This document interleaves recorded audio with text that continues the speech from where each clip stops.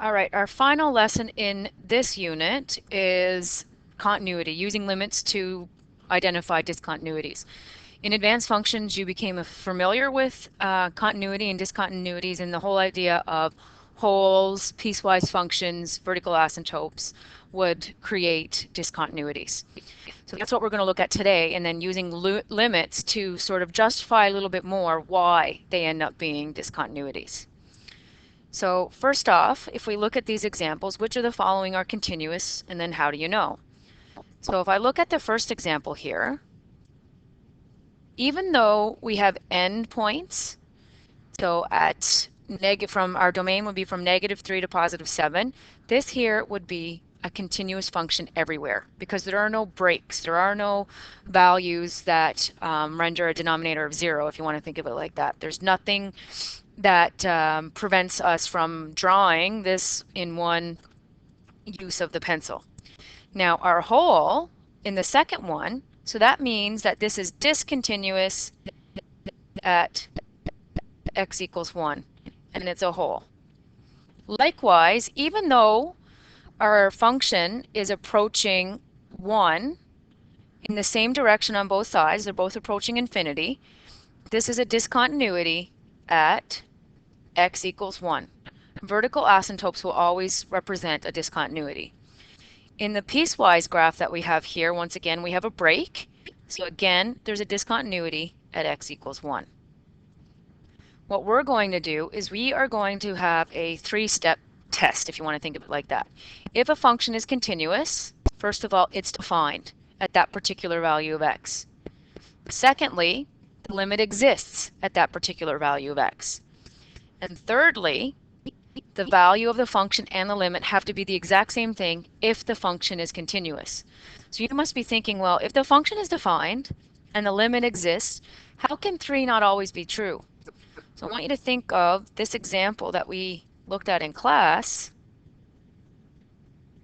Okay, we're going to pretend these are straight, where we had a hole, a line in this direction, a line in this direction, and then we had a dot. So is the function defined for this example? Yes. Does the limit exist? Yes. So for this example, the limit would be at 1. The function is defined at -1. So step 3 isn't true because the limit and the function do not have the same value.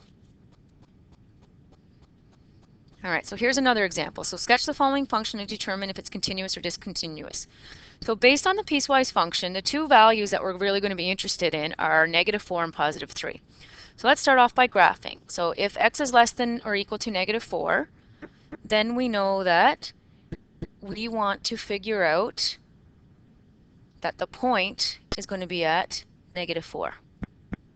So what I did was I substituted -4 into this expression and I got -4. I'm putting a closed dot because excuse me, there's an equal sign in our inequality, and then I'm just going to sketch a line that has a slope of 1.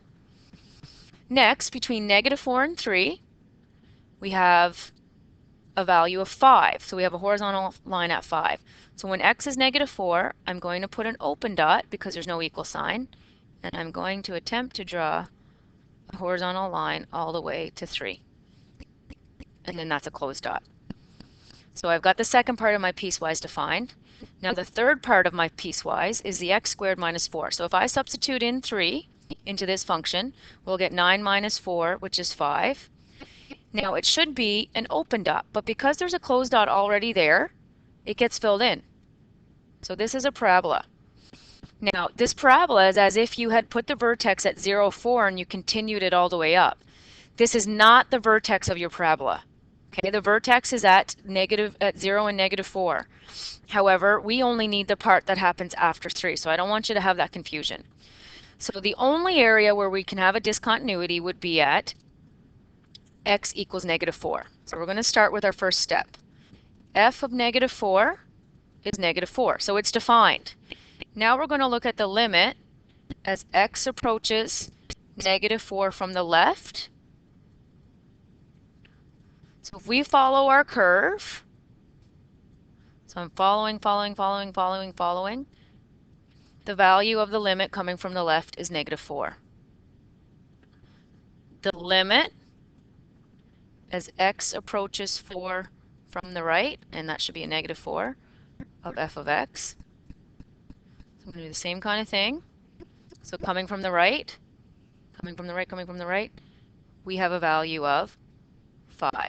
So I don't need to really do anything else at this point because I've shown that there's no limit. So therefore, discontinuous at x equals negative 4 since the limit does not exist. All right, so that closes up our lesson on continuity. So it's 1.6 in your textbook. So on your timeline, you have questions that you can do to reinforce these concepts. All right, and again, if you have any questions, make sure you come see me.